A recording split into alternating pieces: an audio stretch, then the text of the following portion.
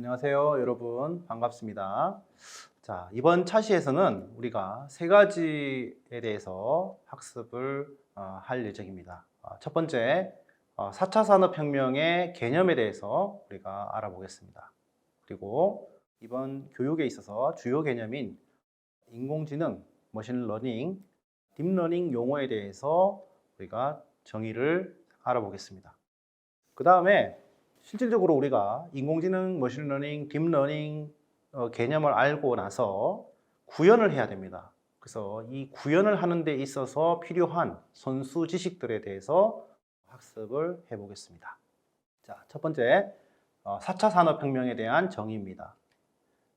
4차 산업혁명이라는 것은 뭔가 하면 이 모든 것이 연결되어 있는 환경에서 인공지능에 의해서 더욱 편리하고 지능적인 사회로 혁신적 변화를 하는 것을 말합니다. 자, 여기에서 연결이라는 말이 나옵니다. 이 연결이라는 말 자체는 바로 인터넷이라는 것이죠. 모든 것이 연결되어 있다는 것입니다. 사람과 사람, 기계와 기계, 그죠? 서비스와 서비스, 이런 모든 것들이 연결되어 있다는 것입니다. 대면에서 비대면으로 우리가 넘어왔는데요. 기존에 떨어져서 사람들이 물리적으로 만나서 하던 모든 것들이 떨어져서 온라인으로 해결되는 그러한 변화를 우리가 4차 산업혁명이라고 합니다. 교육도 여러분들이 저의 수업을 온라인으로 듣듯이, 그죠? 기존에는 교실에서 듣던 수업을 지금 온라인 환경에서 이렇게 제공을 하고 있는 것입니다. 업무도 마찬가지죠. 자, 이 4차 산업혁명이라는 말은 2016년도에 스위스 다보스 포럼에서 처음 언급되었습니다. 2016년도 이후에 지금 시간이 많이 지났죠. 이미 그때 예견했던, 예측했던 일들이 이미 많이 생기고 있습니다. 자, 4차 산업혁명이 일어나기까지 IT 기술이 상당한 역할을 했습니다. 그 IT 기술 요소들에 대해서 하나씩 조금 살펴보겠습니다. 자, 우리가 4차 산업혁명의 4차 산업혁명 얘기할 때 연결이라는 말을 썼습니다. 이 연결을 구현하는 기술이 바로 인터넷이 되겠습니다. 인터넷 기술 자체는 1960년도에 대에 만들었습니다. 발명되었는데요.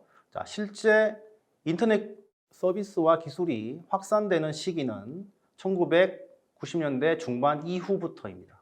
그래서 1990년대 후반부터 2000년 초반에 인터넷 사용자가 급증하게 됩니다. 이때 퍼스널 컴퓨터가 보급이 많이 되었죠. 그리고 인터넷도 많이 보급이 되었습니다. 인터넷이 보급되면서 어떤 일들이 생기는가 하면 기존에 오프라인에서 이루어지던 서비스들이 온라인으로 넘어오게 됩니다. 기존의 쇼핑이라든가, 그죠? 책 구매라든가, 또 게임이라든가 이런 것들이 이제 온라인화가 됩니다. 그래서 우리가 인터넷이 나왔을 때 사람들이 엄청난 많은 논쟁이 있었어요. 인터넷을 이용해서 우리가 은행 거래를 한다, 안 한다. 1990년대 후반의 얘기입니다. 자, 인터넷을 통해서 물건을 산다, 안 산다. 이러한 논쟁이 있었습니다. 그래서 많은 사람들이 인터넷을 통해서 누가 물건을 주고 사고 파냐, 어떻게 믿을 수 있냐, 이런 부류가 상당히 있었습니다. 그런데 어떻죠? 지금 대부분의 거래는 온라인, 인터넷을 통해서 이루어지고 있죠. 그죠? 예. 90년대 후반부터 2000년 초반까지 온라인 서비스들이 다양하게 시도됩니다. 그리고 이러한 서비스들이 중앙 집중화된 플랫폼에서 제공되기 시작합니다. 이러한 중앙 집중화된 서비스 제공 플랫폼을 우리가 클라우드 컴퓨팅이라고 하고요. 이 클라우드 컴퓨팅의 키워드는 중앙 집중화입니다.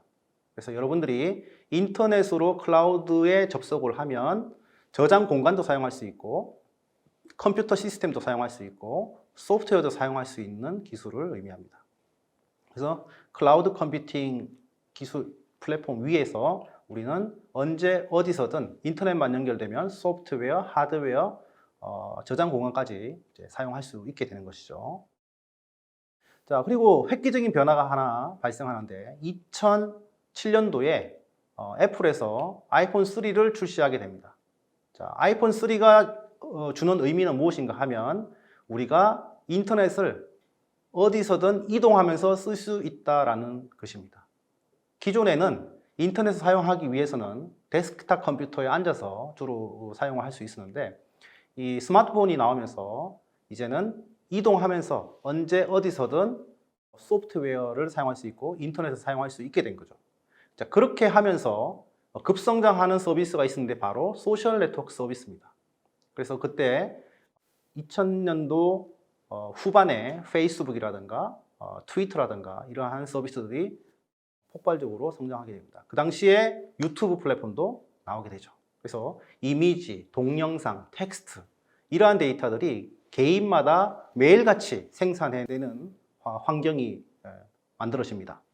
자, 그때 어떤 얘기가 나오는가 하면, 자, 기존에는 업무 환경에서만 데이터가, 비즈니스 환경에서만 데이터가 생산이 되었는데, 이제는 개인들이 비디오, 사진, 텍스트, 엄청난 비정형 데이터를 쏟아내기 시작하는데, 그러므로 인해 가지고 기존의 컴퓨터 시스템이 이 폭증하는 데이터를 감당할 수 없게 됩니다.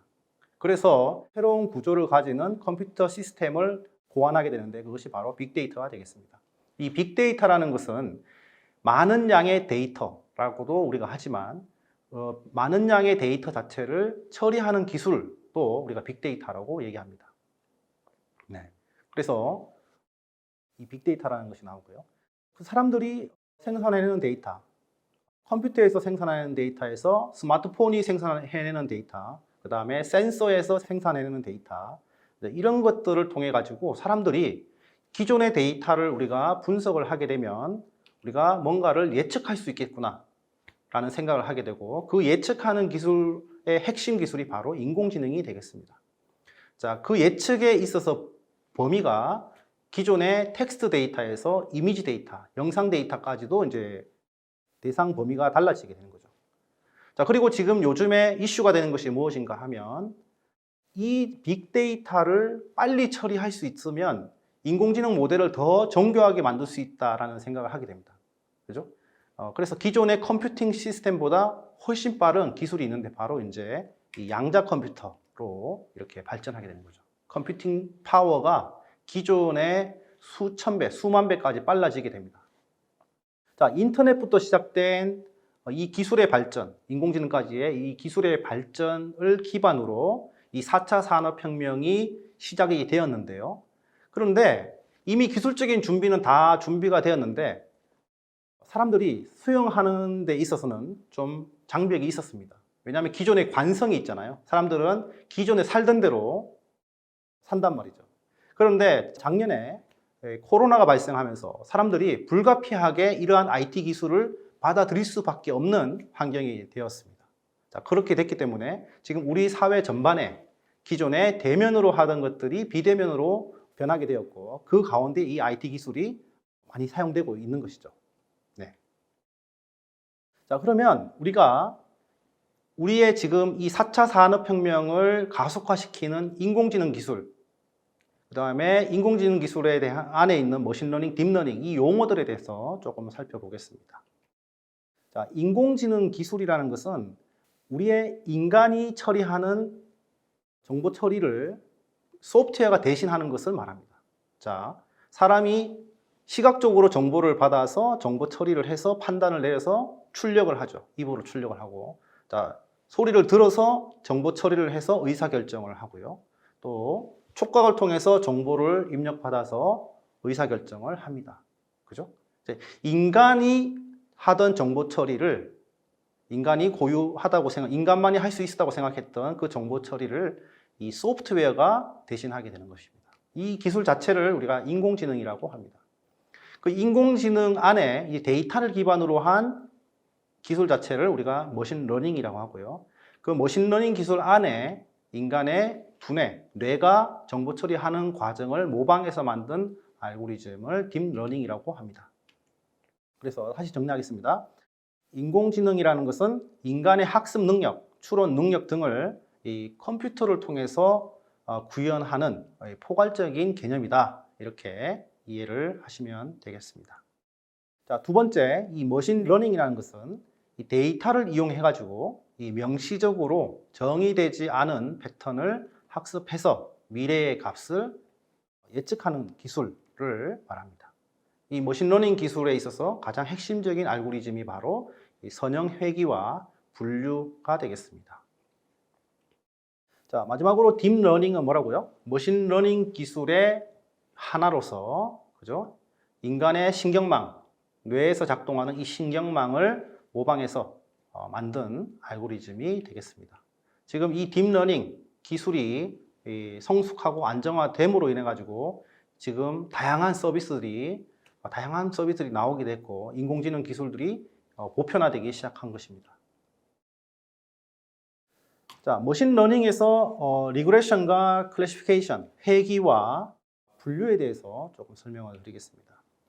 우리가 실질적으로 이 과정을 통해서 여러분들은 이 분류 알고리즘을 직접 구현하게 될 것이고요. 실질적으로 회귀도 실제 하나씩 구현하시게 될 겁니다. 이번 차시에서는 여러분들이 이 분류가 무엇인지, 회귀가 무엇인지 이 정도 그냥 개념적으로만 확인하시면 되겠습니다. 이 분류라는 것은 특정 데이터 분포에서 특정 기준을 나누고 이 기준을 선에서 우리가 데이터가 입력이 되었을 때 건강한 사람이다, 질병이 있는 사람이다 이런 식으로 분류해 주는 것을 말 그대로 분류라고 합니다. 이 회귀라는 것은 데이터 분포의 패턴을 1차 함수를 통해서 우리가 예측해내는 것을 말합니다. 오른쪽에 보시다시피 데이터 분포가 이렇게 뭔가 패턴을 이루고 있죠.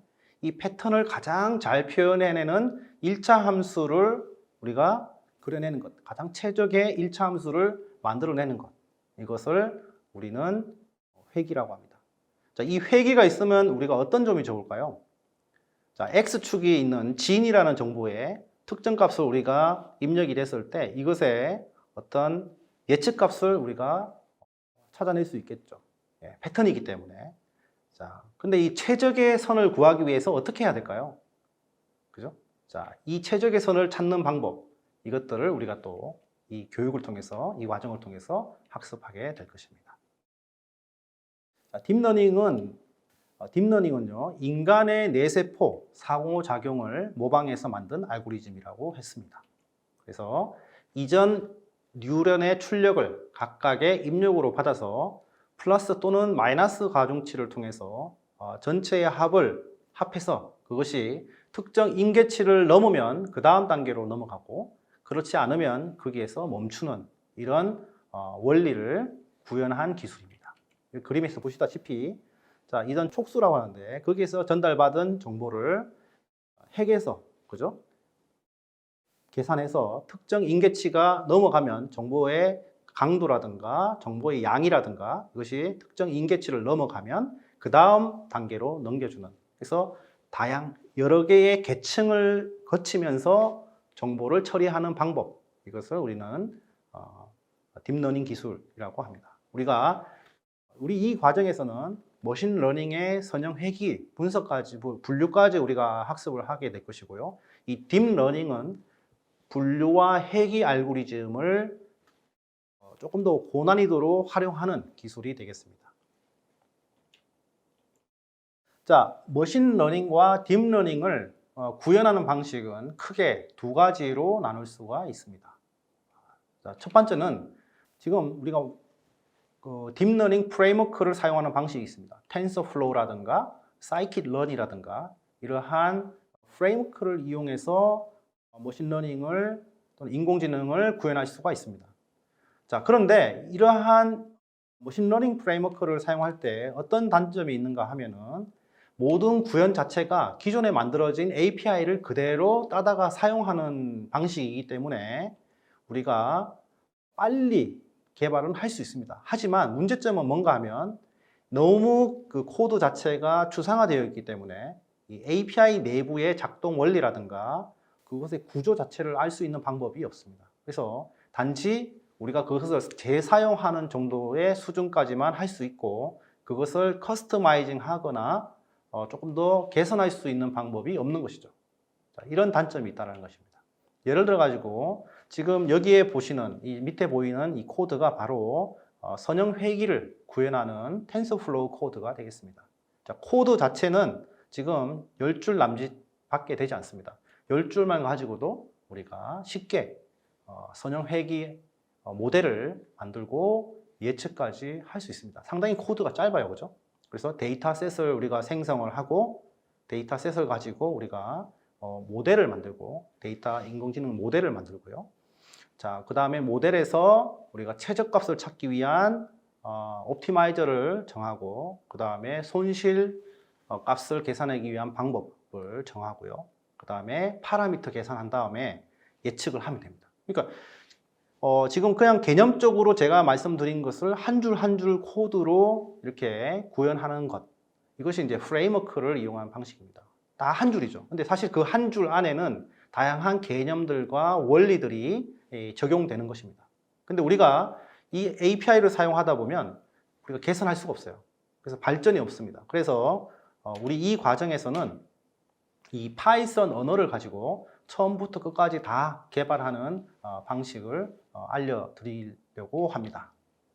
그래서 이 파이썬 가지고 이 처음부터 끝까지 다 구현을 하기 위해서는 일단 파이썬 언어에 대한 이해뿐만 아니고 머신러닝 동작 원리를 알아야 구현이 가능합니다. 이게 왜 중요한가 하면 원리를 알아야 나중에 기술이 계속 발전하거든요. 지금 이 기술에서 멈춰 있는 게 아니고 새로운 머신러닝 알고리즘이 나오고 인공지능 알고리즘이 나왔을 때 그것을 빨리 습득할 수 있고 발전할 수 있는 기반이 만들어집니다. 그러니까 기존에 만들어진 것을 그대로 따서 그냥 코드만 이렇게 수정하면 그 이상 발전이 없습니다. 하지만 내부의 작동 원리를 알면은 우리가 기술을 확장할 수 있는 역량이 생깁니다. 그리고 더 많은 인사이트를 얻게 됩니다. 우리가 아는 만큼 보인다 이렇게 얘기하잖아요. 그거와 똑같습니다. 우리가 내부의 작동 원리를 또는 개념을 깊이 알면은 더 많은 것을 볼 수 있고 그 가운데 우리가 더 많이 발전할 수 있습니다. 자, 우리가 좀 전에 말씀드렸던 머신러닝 알고리즘 중에서 그 선형 회귀와 분류를 이제 구현한다고 말씀드렸습니다. 그때 필요한 선수 지식이 어떤 것들이 있는지 좀 설명드리겠습니다. 일단 우리는 개념적인 것들, 선형 회귀와 분류를 다 구현을 할 건데 그때 제일 필요한 게 뭔가 하면 일단 프로그래밍 언어에 대한 개념이 필요합니다. 여러분들이 코딩을 한 번도 해보지 않았다는 가정하에 이 프로그래밍을 알아야 이 인공지능 개발을 시작할 수 있습니다. 이때 필요한 개념이 무엇인가 하면 변수라든가, 변수는 바로 데이터를 저장하기 위한 공간을 선언하는 거죠. 일단 저희 데이터가 들어와야 우리가 처리를 할 수 있는 거죠. 그 다음에 데이터를 저장하기 위한 변수 타입들 또 우리가 알아야 되고요. 그 다음에 데이터가 처리되는 과정에 선택의 문제가 있습니다. 그러면 선택의 문제를 어떻게 해결할 것이냐라는 거.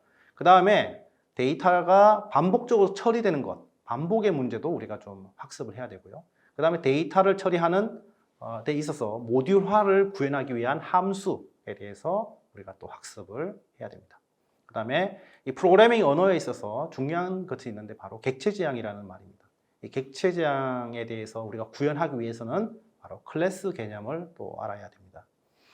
우리가 손수 100% 구현할 수 있는 게 있고 그 다음에 어떨 때는 외부에 있는 라이브러리를 갖다 써야 됩니다. 그 라이브러리 종류에 대해서도 우리가 좀 알아야 되고 그 라이브러리를 어떻게 갖다 쓰는지 기술적으로도 알아야 됩니다. 이런 것들 프로그래밍에 대한 개념이 일단은 좀 있어야 된다 이렇게 말씀드릴 수 있고요. 그 다음에 인공지능 알고리즘 자체는 다 이 수학을 기반으로 하고 있습니다.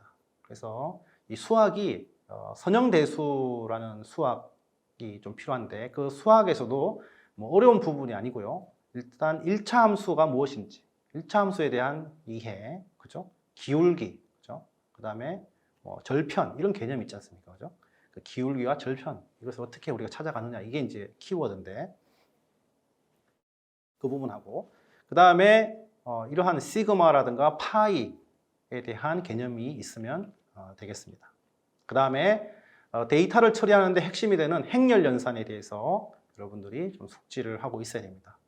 행렬 덧셈과 행렬 곱셈, 행렬 곱셈을 통해 가지고 손실 함수를 우리가 구현하거든요. 그래서 이런 것들 공부를 해야 됩니다. 자, 그래서 우리가 학습할 내용은 바로 파이썬입니다. 파이썬을 가지고 데이터 타입에 대해서 우리가 공부를 할 겁니다. 그 다음에 제어문, if문이라고 하는 이 제어문을 우리가 구현하는 방법, 제어문 구현 방법을 학습하게 되고요. 그 그 다음에 def라는 키워드를 이용해 가지고 함수를 어떻게 구현하는지 학습하게 됩니다. 그 다음에 클래스를 이용해 가지고 어떻게 하면 모듈화를 만들 수 있는지, 객체를 만들 수 있는지 이렇게 우리가 공부하겠습니다. 객체 지향이라는 것은 바로 뭔가 하면 모든 사물은 속성과 행위로 구성되어 있다. 이런 정의에 의해서 그것을 우리가 코드로 구현하는 방식인데요. 그 속성과 행위를 포함하는 객체를 우리는 클래스라고 합니다.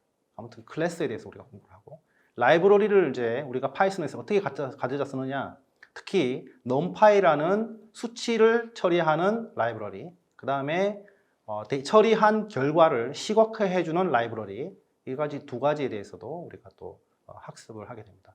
이 프로그래밍이라는 것은 데이터를 처리하기 위한 어떤 수단이잖아요. 근데 프로그래밍 언어에서는 종류가 다양합니다. 근데 우리는 데이터 사이언스, 인공지능 분야에서 가장 활발하게 사용하는 파이썬 언어를 이제 사용한다, 이렇게 이해하시면 되고, 그리고 좀 전에 말씀드렸던 프로그래밍 언어의 요소들을 하나씩 차근차근 구현하는 방법을 학습한다, 이렇게 이해하시면 되겠습니다.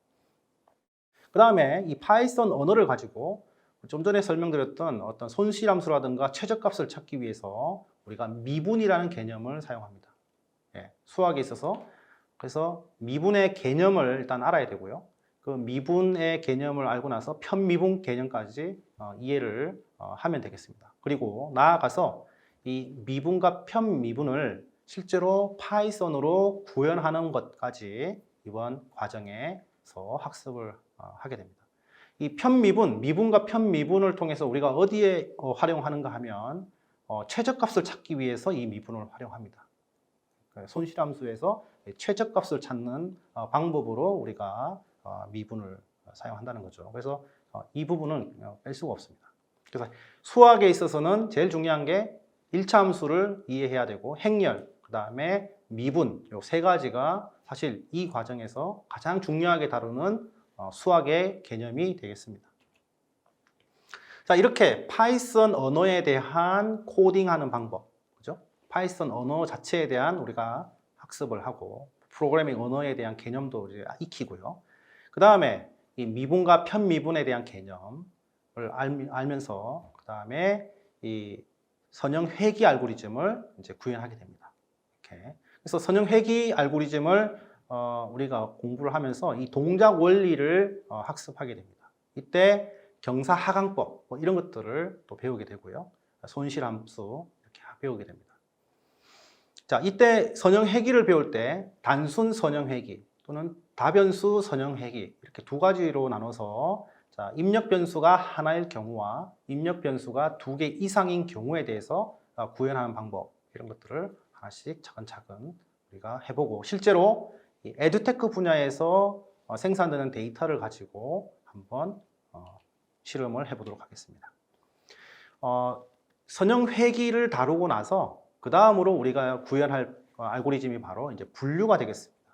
분류는 좀 전에 보셨다시피 선을 그어서, 그죠? 이 선을 기준으로 특정 값이 입력이 되었을 때 오른쪽이냐 왼쪽이냐 이렇게 분류를 이렇게 해주는데, 그 원리가 어떻게 되는가 하면 일단 선을 그어줘야 됩니다. 그죠? 그 선을 그어주는 행위 자체를 선형 회귀라고 합니다. 선형 회귀의 이해를 바탕으로 이제 분류가 한 단계 나아가는 것이죠. 그러니까 분류는 뭔가 하면 선형 회귀 플러스 알파가 되겠습니다. 그래서 클래시피케이션을 이제 그 다음 알고리즘으로 넣었죠. 사실 이 과정에서는 우리가 구현하지 않겠지만 딥러닝이라는 것이 있습니다. 이것은 뭔가 하면 이 선형 회귀와 분류를 다양하게 조합한 기술이 되겠습니다. 그래서 딥러닝 기술을 명확하게 알기 위해서는 이 선형 회귀와 클래시피케이션을 정확하게 알고 있어야 여러분들이 앞으로 기술적으로 계속 발전해 갈 수 있다, 이렇게 이해하시면 되겠습니다. 이 클래시피케이션을 우리가 구현을 할 때도, 분류를 할 때도 입력 변수가 하나인 경우와 입력 변수가 2개 이상인 경우에 대해서 하나씩 예제를 만들어서 구현하는 방법, 그 다음에 활용하는 방법까지 확장해 보겠습니다. 자, 선형 회귀 예시 코드입니다. 예시 코드예요. 일단 코드 자체에 대해서는 여러분들이 지금 이게 유심히 볼 필요 없습니다. 개념적으로만 한번 보시기 바랍니다. 그래서 선형 회귀 예시 코드에서 크게 한 5가지 정도, 5단계가 있는데, 일단 입력 데이터가 있어야 되겠죠.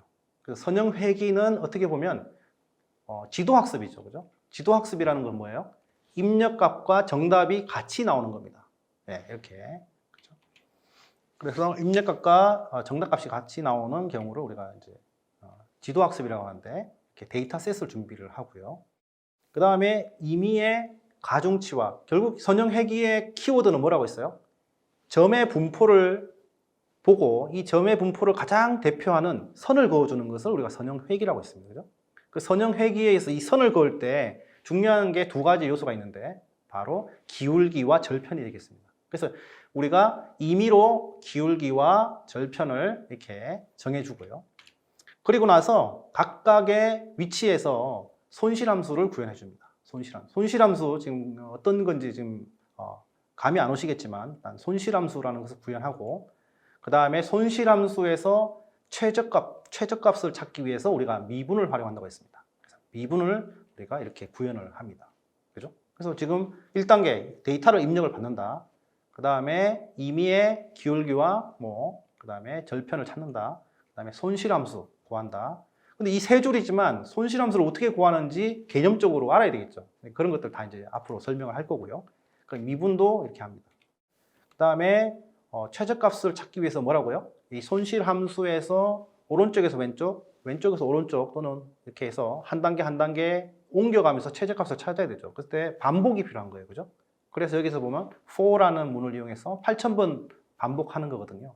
그렇게 8,000번 반복하면서 최적의 값을 찾고, 이제 그 값을 우리가 최적의 값을 찾았다면 W값과 B값을 이용해서 임의의 X값이 왔을 때 예측을 할 수 있게 됩니다.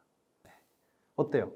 그렇게 길지 않죠, 그죠? 여러분들이 이 코드를 완벽하게만 이해하신다면, 사실 이 87, 80줄 안 되는 이 코드인데, 이것을 코드 단위에서 완벽하게 이해하시고 코드가 의미하는 바를, 개념을 완벽하게 이해하시면 앞으로 딥러닝 또는 그 더 나아가서 더 고난이 될 알고리즘을 학습하는 데도 많은 도움이 될 것입니다.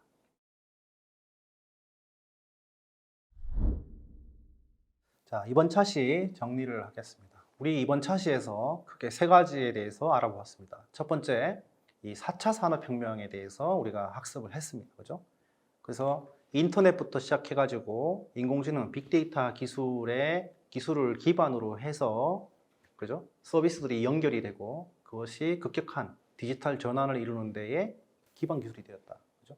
그리고 코로나 이후에 이 기술들이 우리 삶 가운데 보편화되었다라는 것입니다. 이러한 급격한 디지털 전환 현상을 우리가 4차 산업혁명이라고 합니다.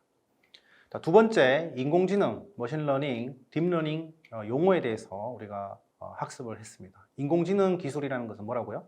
인간이 하던 정보 처리를 소프트웨어가 구현하는 기술을 인공지능이라고 합니다. 그리고 머신러닝은 인공지능의 한 기술 요소로서, 그죠? 데이터를 기반으로 예측을 하거나 패턴을 찾는 기술이라고 얘기했고요. 딥러닝은 머신러닝 기술의 한 요소로서 인간의 뇌의 정보 처리를 모방해서 만든 알고리즘이라고 했습니다. 그래서 다층 신경망을 이용해서 정보 처리하는 기술이다, 이렇게 설명을 드렸습니다. 자, 그 다음으로는 우리가 이 머신러닝의 핵심 기술인 선형회귀와 분류를 구현하는 데 있어서 필요한 지식에 대해서 알아보았습니다. 그래서 기본적인 프로그래밍 언어에 대한 개념 알아야 된다고 말씀드렸습니다. 그리고 우리는 이 과정에서 그 프로그래밍 언어 중에서 인공지능 빅데이터를 다루는데 가장 많이 사용하는 파이썬을 사용한다고 말씀드렸습니다. 또 언어는 수단이고요. 개념이, 컨셉이 있어야 됩니다. 그때 수학 컨셉에 대해서 설명을 드렸는데, 우리가 꼭 알아야 될 것이 뭔가 하면 1차 함수, 그죠? 행렬 또는 미분, 이런 개념을 알아야 된다고 말씀을 드렸습니다.